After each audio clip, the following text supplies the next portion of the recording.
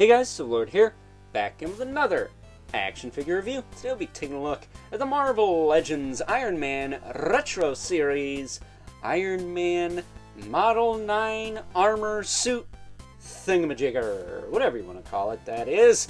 It's of course brought to us by the fine folks over at Hasbro, and spoiler alert, is one of my favorite iterations of the Iron Man suit, armor, again, whatever you want to call it.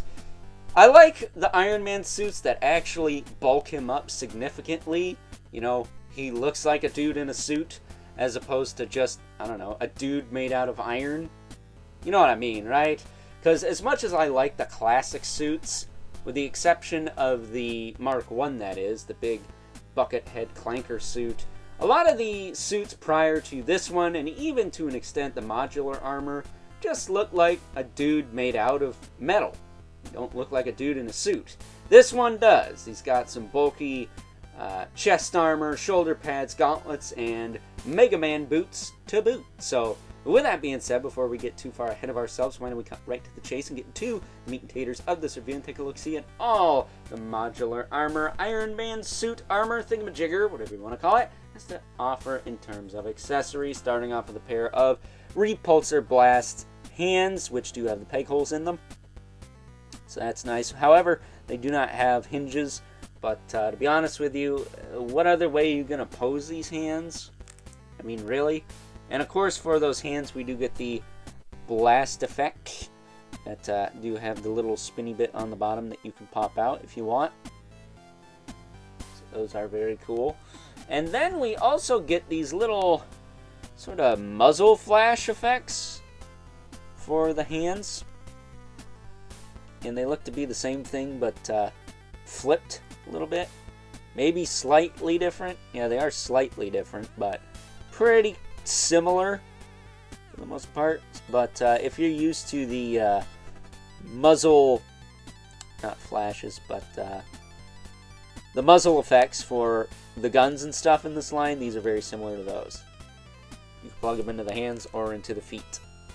So take a closer look at the Model 9 here. He is on the 80th anniversary body buck, but has the coloring to match the Tony Stark AI from the, I almost called him the Leprechaun, might as well be though, the Mr. Hyde Build-A-Figure wave, which I think was the Shang-Chi wave.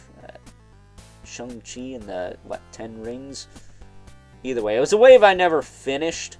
I only bought some of the figures to get the Build-A-Figure parts, and I still haven't finished that Build-A-Figure.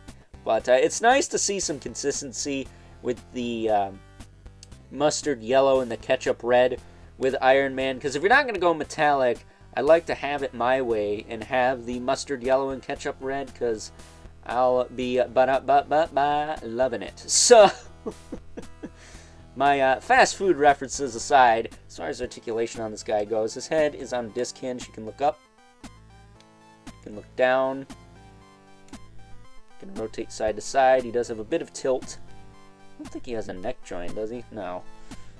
His shoulders will go out to the side about that far. Be mindful of his pauldrons. Rotate them all the way around. Pauldrons are on separate little whatevers on the inside of the joint there, but I would probably just leave them be. Not mess with them too much. He does have a bicep swivel. Double elbow.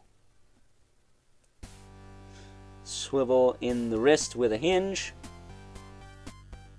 Ab crunch that can go that far forward, that far back.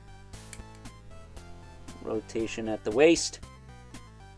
Hips. How far can these go? You can almost do a split. Kick forward pretty well.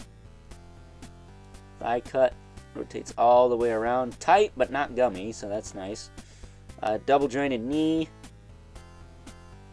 Should be worth noting. He does have the pins in the knees, so and the elbows. So he is a little gummy in those areas, but I don't think it's that bad. He's got a boot cut. Rotate all the way around.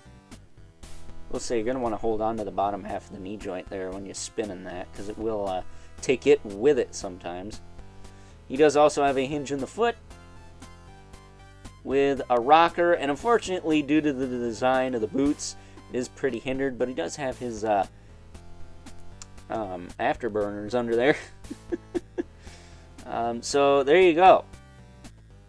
That is the Iron Man Model 9 armor suit thingamajigger. One of my favorites. I love this suit. I used to have a little 4-inch, 3.75-inch scale version of this guy when Toy Biz did the Marvel Legends Showdown, was it? But his arm broke.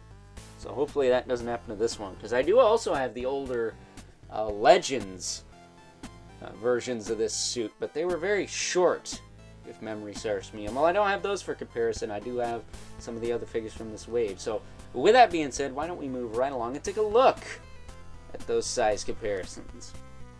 First up, here is the good old Iron Man Model 9 armor alongside the Iron Man Mark 1 armor for something a little bit more classic, as well as a villain that I do believe the Model 9 may have crossed paths with. I can't confirm nor deny that, but we have Ivan Whiplash Vanko in his 90s attire. I mean, he looked like this in the animated series. I assume he looked like this in the comics. That's how the MCU designs work anyways, so getting them out of the way. Bringing our two regulars, the Mythic Legion's Brother Mandibulus,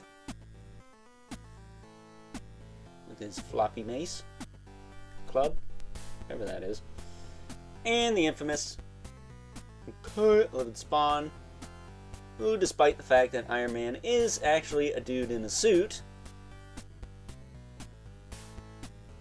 towers over everyone. So, with that being said, it's time now that we wrap things up with some final thoughts. Overall, and aside from the lack of ankle articulation due to the nature of this Iron Man armor's design, this is one of my favorite suits that good old Tony Stark has worn throughout his years in comics. However, you can come close to my tried and true modular armor, my number one favorite Iron Man suit, for those of you who don't know. So, with that being said, hope you guys enjoyed this review. Until next time, I'll catch you guys later.